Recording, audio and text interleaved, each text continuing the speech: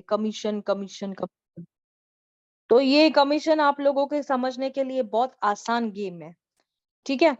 तो पहले कमीशन जो है सेक्शन नंबर 75 से लेके 78 सेक्शन भी पढ़ लेंगे अपन इधर का इधर, तो आप लोगों को और भी समझ में आएगा कि ये 75 78 क्या है जो कमीशन से डील करता है, जिसका डिटेल प्रोविजन आप ऑर्डर नंबर 26 में पढ़ोगे। तो ऑर्डर नंबर 26 के साथ में 75 से 78 सेक्शन भी पढ़ लिया आपने। तो कैसे, ऐसे पढ़ते हैं हम लोग, चलिए। 75 से लेके 78 जो प्रोविजन है यहाँ पे दिया गया, ये पावर ऑफ द कोर्ट है कि कमीशन को इशू किया जा सकता है। और ऑर्डर नंबर 26 इन लोगों के, ऑर्डर नंबर 26 इसके ससुराल वाले हैं और मायके वाले हैं 75 से लेके 78। वैसे ही कमीशन की बात की जा रही है। The power to issue commission is discretionary, ये कोर्ट की मर्जी है, कंप्लीटली उनकी मर्जी है कि कोर्ट जो है फुल एंड कंप्लीट जस्टिस होना चाहिए बिटवीन द पार्टीज।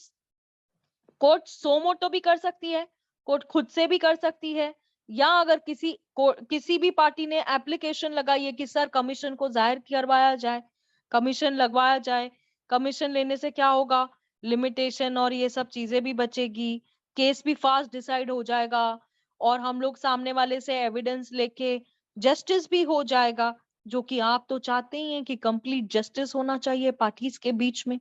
इसीलिए तो आप कमीशन जाहिर कर रहे हो, इसलिए तो आप कमीशन का ये कर रहे हो ना। तो सेक्शन नंबर 75 ये बोलता है पावर टू इशू कमीशन। तो किसके पास पावर है, कोर्ट के पास पावर है, ठीक है। इंपॉर्टेंट है प्री पॉइंट ऑफ व्यू से, इसीलिए मैं आपको ये पढ़ा रही हूँ, very very important for pre point of view. Subject to such condition limitation as may be prescribed by the court may issue a commission। अभी यहां पर इसका कहने का मतलब है कि कंडीशंस और लिमिटेशंस लगाई जाती है कमीशन इशू होने से पहले। तो आपको मैं बता दूं, किसी भी पर्सन को अगर एग्जामाइन करना है, पूछताछ करनी है, तो जिसको आप ऑर्डर नंबर 26 के रूल नंबर 1 से लेकर 8 तक पढ़ोगे, ठीक है। आगे किसी चीज की लोकल इन्वेस्टिगेशन करवानी है, उसको आप रूल नंबर 9 से लेके 10 तक पढ़ोगे, ठीक है। या फिर आपको किसी अकाउंट्स को लेकर कुछ है एडजस्टमेंट, तो जिसको लेकर आप ऑर्डर नंबर 26 के रूल नंबर 11 से लेके 12 तक पढ़ोगे। अगर किसी चीज की पार्टीशन है वहां, तो उसे आप 13 से लेके 14 तक पढ़ोगे। तो मैं आपको बता दूं कि आप साइंटिफिक, टेक्निकल, एक्सपर्ट इन्वेस्टिगेशन, जिसे आप रूल नंबर 20 ऑर्डर नंबर 26 के रूल नंबर 10A में पढ़ोगे, ठीक है।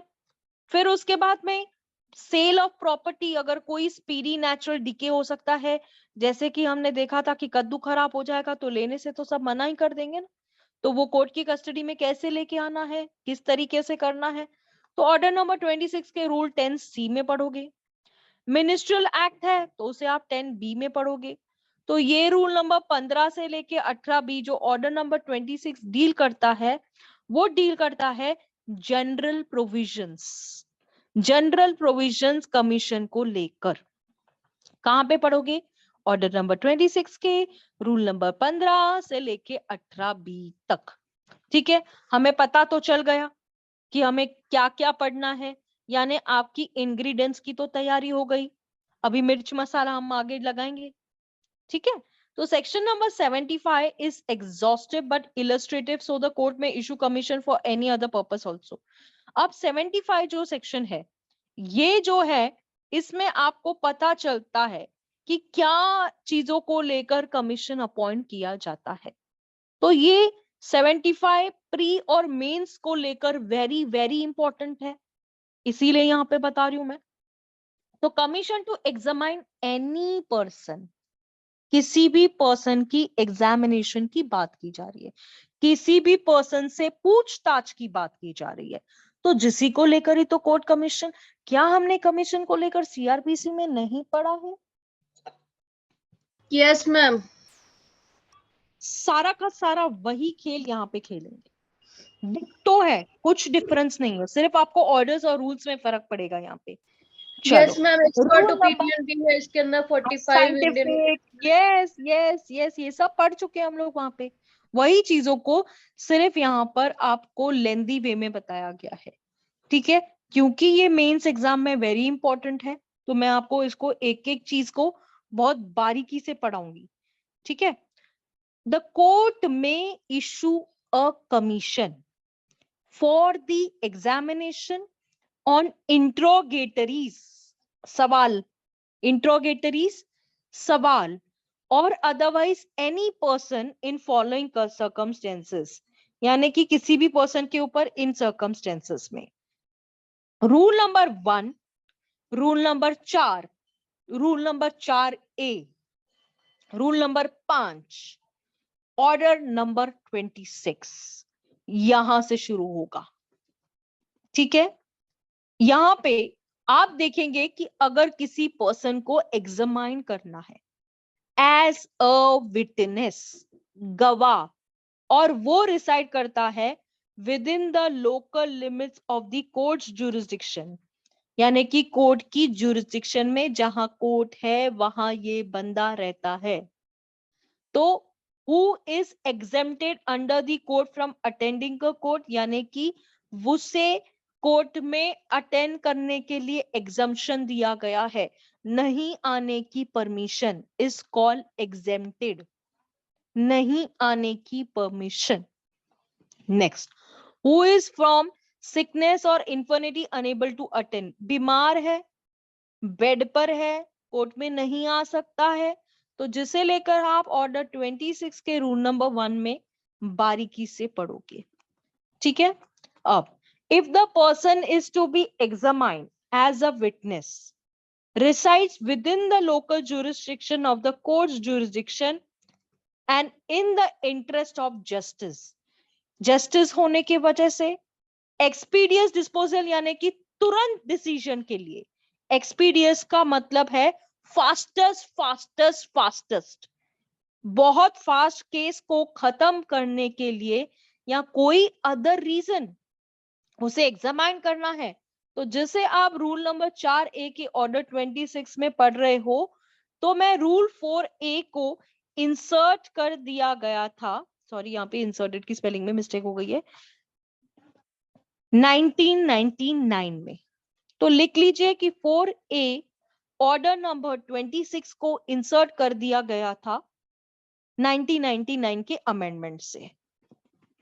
अगर कोई बंदा जो है वो beyond the local limit of the jurisdiction of the court रहता है, तो he is about to leave the jurisdiction, यानी कि वो जहां पर कोर्ट है वहां से वो बंदा छोड़ के जाने के लिए कभी भी जा सकता है, कभी भी भाग के जा सकता है, तो उसको एग्जामाइन करना है।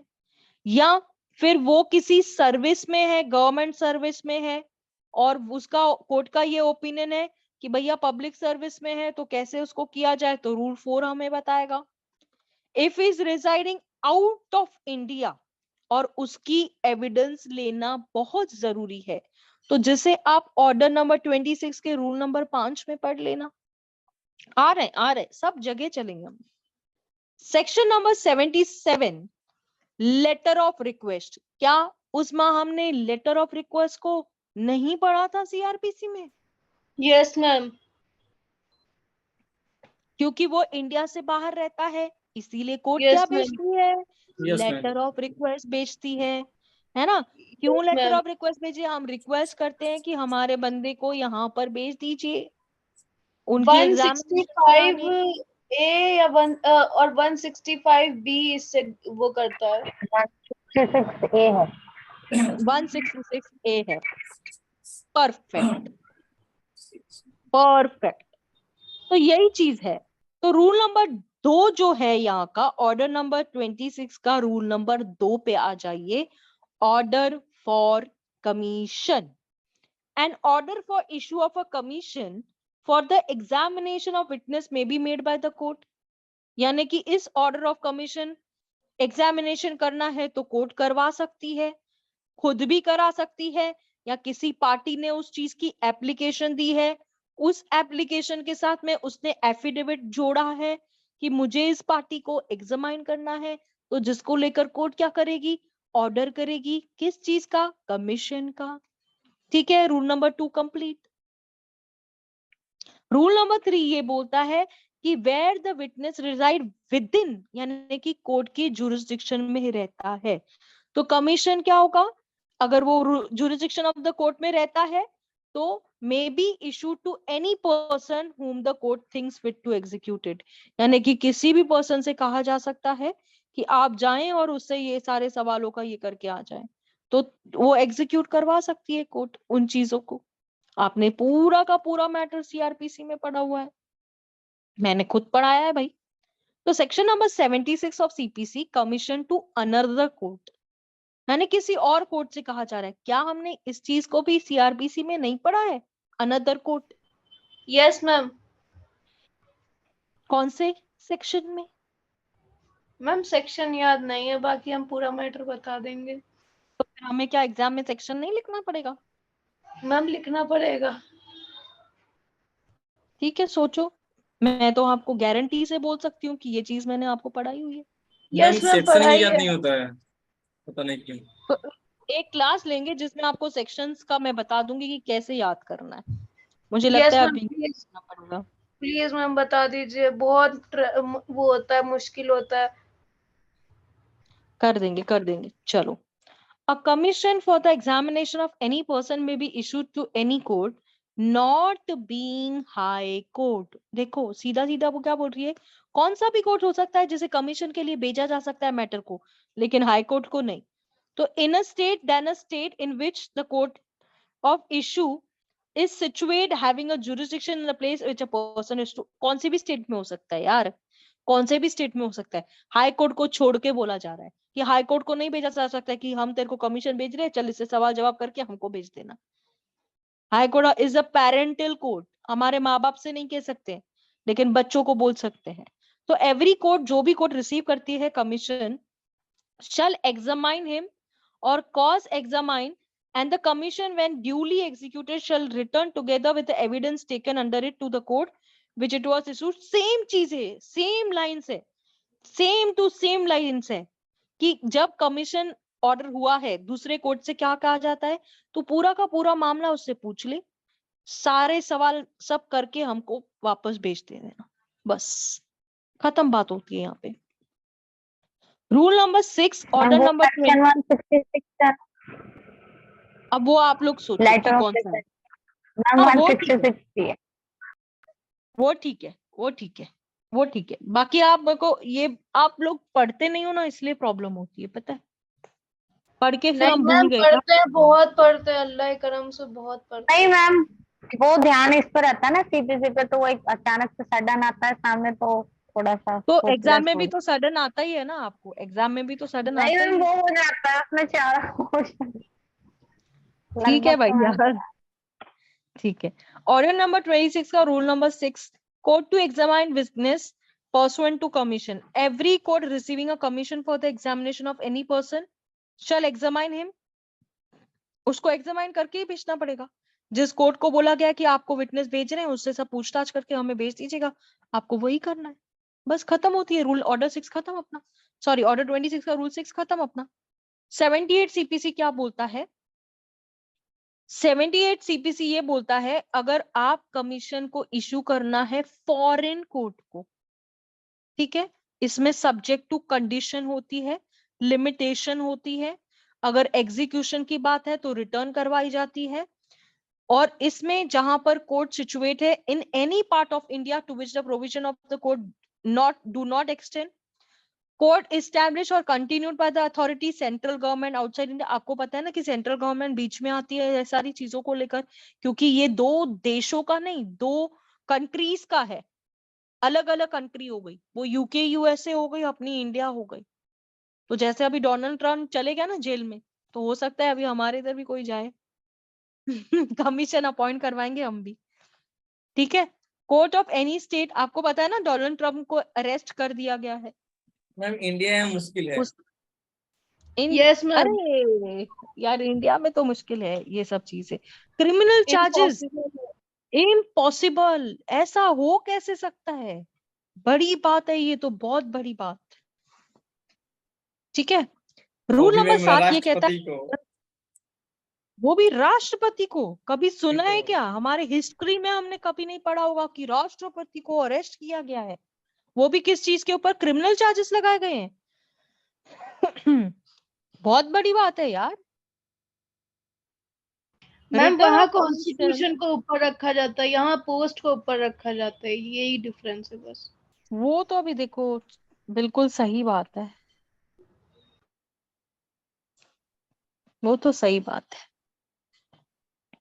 मैम यहाँ पे एक चलिए और बन गया तो आगे, पैसा आते रहता है। और ये हाउस तो है मिलता रहता ना, है। ये राजनीति है यहाँ की जो गंदी है सबसे। यूपी की राजनीति तो बहुत ही खराब है, महाराष्ट्र की उससे डबल खराब है। वो दोनों ही खराब है, बहुत स्टेट खराब है ये लोग तो। मैम सबसे राजनीति खराब बिहार की है, किसी को समझ नहीं आता है। तो वही है ना। यार चलिए, यूपी का हाल सेम है। बहुत खराब है, बहुत खराब।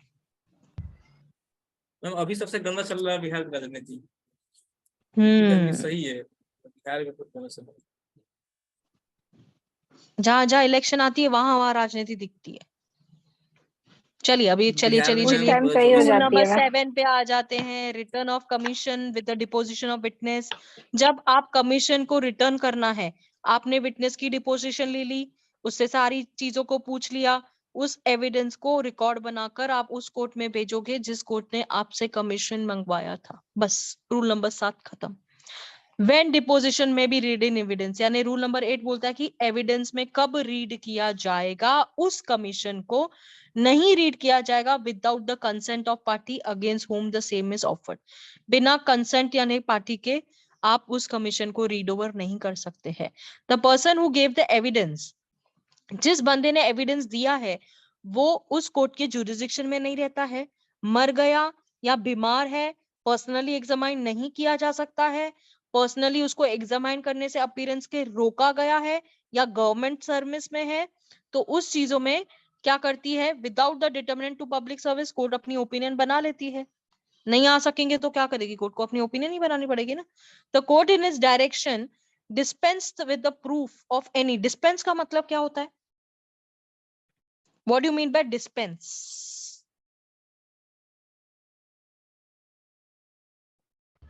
What do you खत्म। mean by dispense? खत्म। Finished, over out. Yes, perfect. तो ऐसे जो ऑथराइज किया गया था, evidence of any person being read as a evidence in the suit, nothing prove that the cost for taking evidence with by commission seize at the time of reading the same, यानी कि देखो कहीं ना कहीं खत्म कर दिया जाता है। अगर उन चीजों को लेकर किसी चीजों ये किया जाए कि इस एविडेंस को रीड करने से सूट में चीजें बिगड़ सकती है या कुछ ऐसा चीज हो सकता है, तो उसे कहीं ना कहीं खत्म कर दिया जाता है। Evidence by commission seize at the time of reading the same, उसको सीज कर दिया जाता है, खत्म कर दिया जाता है, फिनिश ओवर कर दिया जाता है। ठीक है, ऑर्डर नंबर 26 का रूल नंबर 9 एंड 10 75B के साथ में पढ़ा जाता है, commission to make local investigation. तो आप लिख लो 9-10 को रीड किया जाता है 75 के बी के साथ, sub clause B. Rule number 9 क्या कहता है कि कोर्ट में इन एनी सूट, कोर्ट क्या कर सकती है, किसी भी सूट में जब कमीशन को इशू करती है, अगर वो पर्सन सही समझता है तो उसमें local investigation and to report thereon for the purpose, यानी कि रिपोर्ट करने के लिए ही लोकल इन्वेस्टिगेशन करवाई जाती है, जिससे मैटर पे क्लेरिफिकेशन होती है, मैटर के डिस्प्यूट का पता चलता है, जो कि आपको सब क्लॉज ए बोलता है। उसके बाद में asserting the market value of the property और the amount of mesne profit, उससे पता चलता है कि मार्केट, देखो आपको पता है ना कि मार्केट वैल्यू की प्रॉपर्टी अलग होती है। जब आप स्टैंप ड्यूटी भरने जाते हो किसी भी प्रॉपर्टी के ऊपर वो अलग रहती है, लेकिन आप बेचते एक के हो, आपने 10 करोड़ में बेची, लेकिन कोर्ट कोर्ट 10 करोड़ मानेगी क्या? वो मानेगी कि गवर्नमेंट रेवेन्यू क्या है, गवर्नमेंट की मार्केट वैल्यू कितनी है, उस हिसाब से उसका नेट प्रॉफिट, उसका डैमेजेस, उन सारी चीजों का मीन्स प्रॉफिट को डिसाइड किया जाता है। जो प्रॉपर्टी की वैल्यू है, आपने भले वो 10 करोड़ में ली हो या खरीदी हो, उससे मतलब नहीं आता। कोर्ट को। तो इससे कोर्ट क्या करती है, उस क्वेश्चन को डिसाइड करने के लिए कोर्ट को आसानी हो जाती है कि वो किसी टेनेंट ने ऑक्यूपाई कर लिया है या स्ट्रेंजर उसमें घुस के बैठ गया है। ठीक है, ये कोर्ट को हेल्प हो जाता है। तो ऑर्डर नंबर 9 को इलाहाबाद हाई कोर्ट ने ये कहा गजराज वर्सेस रामधार केस में कि जो एपेलेट कोर्ट है उससे भी पावर है इशू कमीशन करने का, लोकल इंस्पेक्शन करने के लिए। जैसे ट्रायल कोर्ट कर सकता है ना, वैसे ही एपेलेट कोर्ट को भी परमिशन है कमीशन इशू करने के लिए। ये बोलता है हमारा ऑर्डर नंबर 26 का रूल नंबर 9। ठीक है, चलो रूल नंबर 10 बोलता है procedure of commissioner.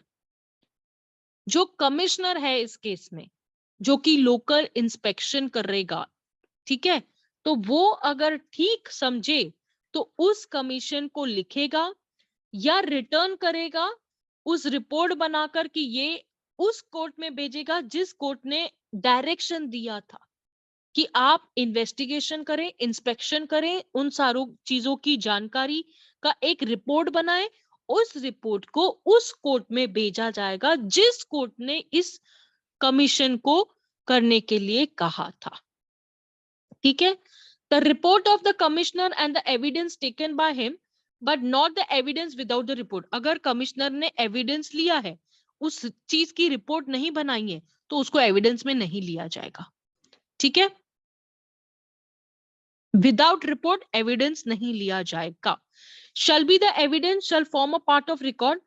Permission of the court, court से परमिशन लिया जाएगा। उसके बाद कमिश्नर पर्सनली उसको ओपन करेगा कोर्ट में और उस मैटर को टच करने के बाद वो रिपोर्ट को दिखाएगा कि सर ऐसी ऐसी इन्वेस्टिगेशन हमने करी है। तो कमिश्नर में भी एग्जामाइन इन पर्सन, यानी कि कोर्ट अगर चाहेगी कि तूने इन्वेस्टिगेशन किया है, तूने किया है ना, तो हम तुझे भी एग्जामाइन करेंगे। यानी कमिश्नर से भी पूछा जाएगा तू वो स्पॉट पे गया था, उसके बाद क्या था, उससे तूने क्या क्या पूछा, उसने कैसे कैसे जवाब दिए, इसका रिपोर्ट तूने कैसे बनाया है, कितने बजे गया था, किस तरीके की रिपोर्ट तूने बनाई है। तो कोर्ट उससे भी पूछ सकती है इन पर्सन, यानी कि उसको कोठेरे में खड़े रह के उससे भी पूछताछ कर सकती है। तो for a court where a court is for the reason is dissatisfied with the proceedings of the commissioner. अगर कोर्ट लगता है कि नहीं सही तरीके से कमिश्नर ने वो पूरी चीज की इंक्वायरी नहीं की है, तो उसको फर्दर इंक्वायरी करने के लिए बोलेगी, फिर से जा, फिर से इंक्वायरी कर, फिर से रिपोर्ट बना के आ, मैं तेरे रिपोर्ट से सेटिस्फाइड नहीं हूं। इस चीज को भी हमने सीआरपीसी में पढ़ा हुआ है, यही लाइन को हमने सीआरपीसी में पढ़ा हुआ है। Yes, ma'am. Commission to examine and adjust account, rule number 11, rule number 12 और उसको पढ़ा जाता है 75C के साथ, सेक्शन नंबर 75 के सब क्लॉज सी के साथ पढ़ा जाता है। ऑर्डर 26 का रूल नंबर 11 एंड 12। ठीक है, रूल नंबर क्या 12 बोलता है किसी भी सूट में एग्जामिनेशन करना है अकाउंट्स को लेकर। ठीक है, अब तो ये पैसे का मामला हो गया, चेक का मामला हो गया, डिमांड ड्राफ्ट का मामला हो सकता है, प्रोमिसरी नोट का मामला हो सकता है, हुंडीज का मामला हो सकता है, ऐसे चीजों का मामला है। तो इस केस में क्या होता है, कोर्ट इशू करती है कमीशन उस पर्सन को जिसे वो ठीक समझती है कि हाँ ये एग्जामिनेशन करेगा, एडजस्टमेंट करेगा, उसी बंदे को अपॉइंट किया जाएगा। 12 बोलता है कि court for this purpose shall issue necessary instruction, यानी कि कोर्ट को क्या करना है, उस कमिश्नर को इंस्ट्रक्शंस देने पड़ते हैं, तुझे ये सारी चीजों की जानकारी निकाल के मुझे लाके देनी पड़ेगी और उस रिपोर्ट में वो सारी जानकारी होनी चाहिए, तो ही उस रिपोर्ट को एविडेंस के तौर पे लिया जाएगा। वरना कोर्ट क्या करेगी, उस कमिश्नर को फर्दर इंक्वायरी करने के लिए कहेगी कि तू जा वापस करके आ, बेवकूफ है क्या, हमने तुझे बताया था ना क्या करना है। ठीक है, कमीशन टू मेक पार्टीशन। अब यहां पर 13, 14 रूल के साथ में आप सेक्शन नंबर 75 के सब क्लॉज डी के साथ पढ़ते हैं इसको। ऑर्डर नंबर 26, रूल नंबर 13 और 14 दोनों के साथ में आप पढ़ते हो सेक्शन नंबर 75 का सब क्लॉज डी। ठीक है, रूल नंबर 13 बोलता है where a preliminary decree for partition of immovable property has been passed. Partition का मतलब पता है आपको, कि जब जॉइंट फैमिली होती है तो उसको लेकर पार्टीशन सूट किया जाता मैम है ना, कि बंटवारा, मेरा हिस्सा, बंटवारा करते हैं। बंटवारे का केस किया जाता है ना, हाँ, बहुत होता है। तो कोर्ट इस चीज के लिए क्या कर सकती है, कमीशन को इशू कर सकती है, और जैसे कोर्ट समझे उस पार्टीशन को करवा सकती है, सेपरेशन को करवा, देखो कमिश्नर होगा तो वो जाके इन्वेस्टिगेशन करके आएगा ना, इंक्वायरी करके आएगा, पूरा रिकॉर्ड निकाल के आएगा, तो अकॉर्डिंगली वो कोर्ट क्या कर सकती है, राइट्स को डिक्लेयर कर सकती है, डिक्री कर सकती है। यानी कि कोर्ट भी क्या चाहती है कि किसी के साथ भी नाइंसाफी ना हो। मैम इमूवेबल प्रॉपर्टी का इंस्पेक्शन करने के लिए।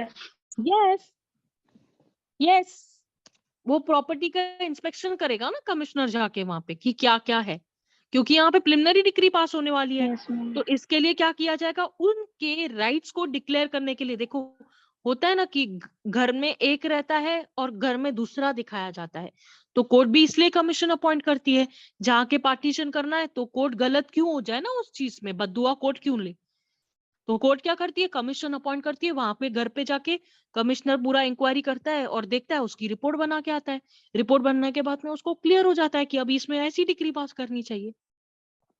समझे? Yes ma'am.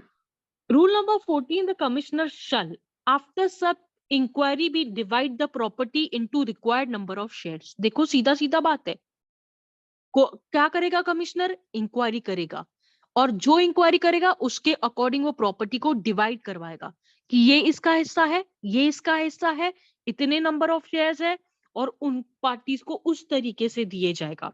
फिर उस चीज की रिपोर्ट बनाई जाएगी और उसको डिस्टिंग्विश किया जाएगा कि मीट्स एंड बाउंड्स का मतलब क्या है, कि किसकी बाउंड्री किधर है, ईस्ट में क्या है उस प्रॉपर्टी के अगेंस्ट, वेस्ट में क्या है, नॉर्थ में क्या है, साउथ में क्या है, और हियरिंग एंड ऑब्जेक्शन लेगी। और उसके बाद में देखो कोर्ट क्या करेगी, इसके बाद भी हियरिंग लेगी, उन सबको बुलाएगी कि आप बताओ, आप में से किसी को ऑब्जेक्शन है तो आप अभी ऑब्जेक्शन बता दो, उसके बाद में फाइनल अलॉटमेंट होगा कि आपको ये हिस्सा गया, उस्मा को ये हिस्सा गया, शिवानी को ये हिस्सा गया, क्योंकि आप लोग जॉइंट फैमिली में रह रहे हो। ठीक है, इसीलिए पार्टीशन सूट किया जाता है। चलो उसके बाद में आगे बढ़ते हैं, commission to help scientific technical expert investigation. आपको पता है ना, जहां पर मैंने क्या कहा है कि कोर्ट भगवान थोड़ी है, कोर्ट लॉ जानती है, साइंटिफिक और टेक्निकल चीजें कोर्टों को नहीं पता होती, तो जिसको लेकर आप ऑर्डर नंबर 26 के रूल 10A में और सेक्शन नंबर 75 के ई क्लॉज में पढ़ोगे। तो आप लिख लो 10A के बाजू में 75 का सब क्लॉज ई, यहीं पे देखो कैसे सेक्शंस होते जा रहे हैं आपके मस्त एकदम। ठीक है, 45 yes, Indian evidence act also you all can write. जहां पर कोर्ट ने साइंटिफिक या इन्वेस्टिगेशन करी है तो उसको लेकर कोर्ट क्या अपॉइंट कर रही है, कमिश्नर अपॉइंट कर रही है, जो कि रिस्पॉन्सिबल होगा सारी की सारी इन्वेस्टिगेशन करने में। For example, to identify the substance used as a raw material in the subject matter. तो अभी कोर्ट को थोड़ी पता चलेगा कि साइंटिफिक इन्वेस्टिगेशन है, उसमें क्या रॉ मटेरियल यूज किया गया था, किस तरीके का वो चीज था, कोर्ट को थोड़ी पता चलेगा। कोर्ट उसकी जांच थोड़ी करेगी, इसके लिए तो कमिश्नर अपॉइंट करेगी कि आप उस चीज का रिपोर्ट बना के मेरे पास लेके आओ कि साइंटिफिकली उसमें क्या इन्वेस्टिगेशन की गई थी, और उस रिपोर्ट को कोर्ट उस टाइम ऑफ प्रिस्क्राइब टाइम में उन चीजों का काम करेगी, मतलब उसी समय उसकी इन्वेस्टिगेशन कराएगी, रिपोर्ट को सबमिट किया जाएगा, और उसके बाद कोर्ट उसका उस टाइम में कोर्ट अपनी चीजों के ऊपर ये देखेगा कि he will give the decision. ठीक है, कोर्ट उसके ऊपर डिसीजन देगा, क्योंकि ये साइंटिफिक मामला है, कोर्ट को नहीं मालूम है, इसीलिए तो उसको अपॉइंट करके बोला जाए कि तू जा वहां पे सारी जांच करके आ, सारी चीजों को देख के आ। ठीक है, commission to perform any ministerial act, जिसको आप 10B के रूल में पढ़ने वाले हो, इसके साथ सेक्शन नंबर 75 का जी क्लॉज लिख लो, वही है मिनिस्ट्रियल एक्ट, वही है 75 जी है, वही सेक्शन, वही यहाँ पे खत्म। मिनिस्ट्रियल वर्क का मतलब है एडमिनिस्ट्रेटिव वर्क, ठीक है, which the court has to do, जो कोर्ट को करना है, but are not of judicial nature like, यानी कि कोर्ट उसमें वो काम नहीं करेगा जहां पर अकाउंटिंग करनी है। हर जरूरी है क्या लॉयर अकाउंट्स में होशियार होता है, कैलकुलेशन में होशियार होता है, तो जाहिर सी बात है जजेस भी नहीं होंगे, क्योंकि उसमें बहुत सारा समय चले जाता है, वैल्यूएबल टाइम कोर्ट का यूज हो जाता है इस इंपॉर्टेंट जुडिशियल फंक्शंस को करने के लिए। तो कोर्ट क्या करता है, कमिश्नर अपॉइंट करता है जो इन सारी चीजों के ऊपर काम करता है। Ministerial act can be performed independent exercise of the discretion judgment, sometimes loosely used to describe an act neither judicial nor legislative. In that sense, the term is used interchangeably with executive or administrative act. इसका मतलब क्या है, सुनो। जो ministerial act है उसको perform करने के लिए जरूरी नहीं है कि कोर्ट को डिस्क्रिशन है या जजमेंट देना है। तो क्या हो जाता है ना, कभी कभी हम लोगों को अपना जुडिशियल माइंड अप्लाई करना पड़ता है जो कि लेजिस्लेटिव नहीं है, यानी कि लेजिस्लेशन आपको उस चीज की पावर नहीं देता कि आप ऐसे करो। तो इस सेंस में क्या होता है कि एडमिनिस्ट्रेटिव एक्ट इंटरचेंजेबल होते हैं, चेंज होते रहते हैं, कभी अकाउंट्स का हो गया, कभी कैलकुलेशन का हो गया, कभी कोई साइंटिफिक हो गया। तो इन सारी चीजों के लिए क्या करेगी कोर्ट, कमिश्नर ही अपॉइंट करेगी, अपने आप को फ्री करेगी। ठीक है, चलिए इसके बाद आते हैं कमीशन ऑर्डर नंबर 26 का रूल नंबर 10C। ठीक है, जिसको हम 75 के सब क्लॉज F के साथ पढ़ते हैं। ठीक है, सपोज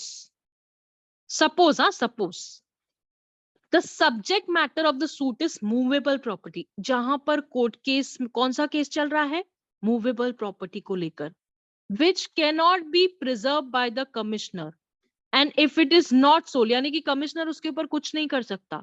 अगर वो सेल नहीं हुई तो वैल्यू जो है उसकी रिकवर नहीं की जाएगी, उसको सेल करना पड़ेगा। अगर सेल ही नहीं हुई तो उसका पैसा कैसे निकालोगे।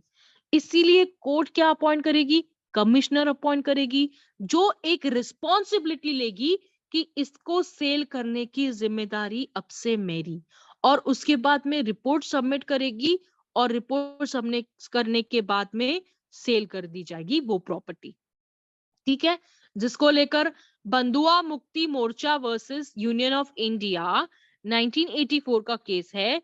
इस प्रोविजन में क्या हुआ था, कमीशन को इशू किया गया था, तो कोर्ट एक्सरसाइज इनहेरेंट पावर, यानी कि देखो 151 में कोर्ट के पास क्या है, इनहेरेंट पावर्स है कि वो चाहे तो ये सारी चीजें कर सकते हैं। तो सुप्रीम कोर्ट और the high court constitution can exercise plenary power to issue commission for any purpose, यानी कि सुप्रीम कोर्ट ने और हाई कोर्ट ने ये कहा कि ठीक है, अंडर कॉन्स्टिट्यूशन हम आपको देते हैं कि आप जितना भी चाहें आप कमीशन को अपॉइंट कर सकते हैं, जिस तरीके की भी आपको कमीशन चाहिए, जिस तरीके का भी आपको लगता है कि इससे जस्टिस होगा, एंड्स ऑफ जस्टिस होगा, लोगों के साथ में कभी भी कोई खिलवाड़ नहीं होगा, तो आप ये सारी चीजें कर सकते हैं। ठीक है, अब रूल नंबर 15 से लेके 18B, जो कि मैंने आपको बताया था कि ऑर्डर नंबर 26 के जनरल प्रोविजंस है, यहां से हमारे जनरल प्रोविजंस चालू होते हैं। Whether the commissioner will be entitled to remuneration, remuneration का मतलब क्या होता है कि क्या कमिश्नर को पैसा दिया जाएगा इन सारी चीजों को करते समय। तो ऐसा कोई प्रोविजन नहीं बना हुआ है कि उसे रेम्यूनरेशन दिया जाए, पर रूल नंबर 15 ये कहता है कि जो भी एक्सपेंसेस उसने करे हैं तो उसे तो वो एक्सपेंसेस देने ही पड़ेंगे ना। कमिश्नर क्या फुकड़ में थोड़ी काम करेगा, उसे अपॉइंट किया जा रहा है, वो अपना Within a काम fixed छोड़ के time. सारी चीज, हाँ। तो जो expenses of the commission to be paid into court, यानी कि जो भी एक्सपेंसेस लगे हैं वो पार्टी उस क्या करेगी, कोर्ट में पे करेगी। तो before issuing any commission under this order, commission issue करने से पहले तो कोर्ट क्या कर सकती है, रीजनेबल एक्सपेंसेस ले लेगी पहले से ही, और वो कमीशन के लिए बेनिफिट जो भी होंगे उसको बोला जाएगा कि ये ले पैसा कर, तेरे को जो खर्चा करने का इसमें से। ठीक है, पावर ऑफ द कमिश्नर, अभी इस कमिश्नर के पास रूल नंबर 16 से लेके 18 तक क्या पावर है ये बताएगा आपको। ठीक है, तो under order 26 rule number 17, power of a commissioner, क्या है पावर कमिश्नर का, कमिश्नर को अथॉरिटी है, वो एग्जामाइन कर सकता है किसी भी पार्टीज को, विटनेस को, या किसी भी पर्सन को जो कि जिससे वो एविडेंस लेने के लिए कोर्ट ने कहा है। या उसे डायरेक्शन दे सकता है कि तू डॉक्यूमेंट लेके आ, मुझे तेरा डॉक्यूमेंट देखना है। या फिर वो उस लैंड पे जा सकता है या उस बिल्डिंग पे जा सकता है कि जहां पर जो भी मैटर है ना, वहां पे भी जाके वो जांच कर सकता है। इफ द पार्टी फेल्स, अगर पार्टी फेल होती है, उस जांच को कंप्लीट करने के लिए नहीं आती है, तो क्या होगा? Before the commissioner, after the order of the court, the commissioner can proceed, यानी कि कोर्ट के ऑर्डर के बाद कमिश्नर क्या कर सकता है? एक्स पार्टी चीजों के ऊपर काम करेगा। अगर पार्टी नहीं आती है तो इस कमिश्नर को भी एक्स पार्टी करने का ये है कि करो, आप ऑर्डर ले लो कोर्ट से और एक्स पार्टी चीजों के ऊपर काम करो। तो what are the limitations of the commissioner? इसमें कमिश्नर की क्या लिमिटेशन है? देखो, ये एक जुडिशियल फंक्शन है, तो court can not delegate to a commission, commissioner has to assist the court. देखो कहीं ना कहीं ये क्या है, आपने सीपीसी में एक और प्रोविजन पढ़ के रखा है कि जब आप कोर्ट को असिस्ट करते हो उसे क्या कहा जाता है? कोई मुझे बताएगा? Public went to assist magistrate and police officer. नहीं, तो उसे क्या कहता है? मैम उसको क्या कहते हैं, इंटरेस्ट ऑफ जस्टिस के लिए कोर्ट की नहीं हेल्प यार, करना। मैं सीधा बात पूछ रही हूँ तुमसे, ये वो मत बोलो मैम मुझे। हेल्प करना। अगर आप में से किसी को कोर्ट कहती है कि आप इस मैटर में मुझे हेल्प करो, तो उसे क्या कहा जाता है? नहीं बताओ मालूम, बताओ बताओ। याद नहीं मालूम आ रहा, नहीं? याद नहीं आ मालूम रहा, नहीं है? याद